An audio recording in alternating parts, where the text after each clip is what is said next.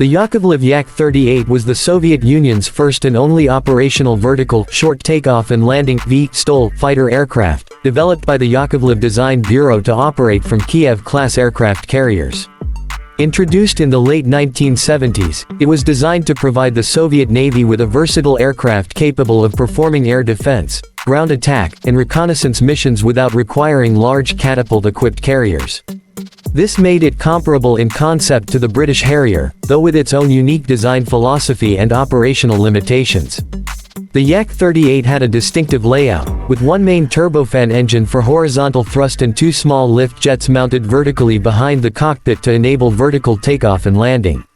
This three-engine arrangement allowed it to operate from short decks and unprepared surfaces, making it a flexible choice for naval aviation.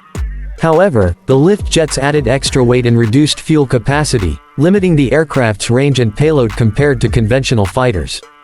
Its maximum speed was around Mach 0.95, and it had a relatively modest combat radius, which meant it was primarily suited for short-range missions close to the fleet.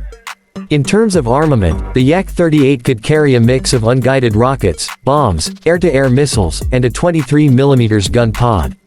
While not heavily armed by modern standards, it provided the Soviet Navy with the capability to defend its carriers, support amphibious operations, and strike coastal targets. The aircraft's avionics were relatively simple, focusing on basic targeting and navigation functions. Pilots often relied on ground controllers for interception guidance, a common practice in Soviet naval aviation at the time.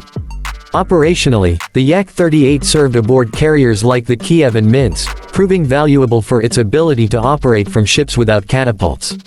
It also featured an automatic ejection system, which would eject the pilot if the aircraft lost lift during vertical operations, a unique safety feature for its time.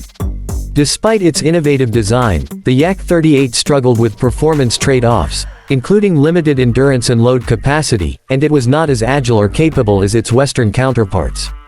By the early 1990s, the Yak-38 was retired in favor of the more advanced Yak-141 program, which itself was eventually cancelled. Nonetheless, the Yak-38 holds an important place in aviation history as a pioneering Soviet attempt at a carrier-based VTOL fighter, demonstrating the challenges and possibilities of vertical flight in military operations. Its legacy remains as a bold experiment that paved the way for future Russian naval aviation developments.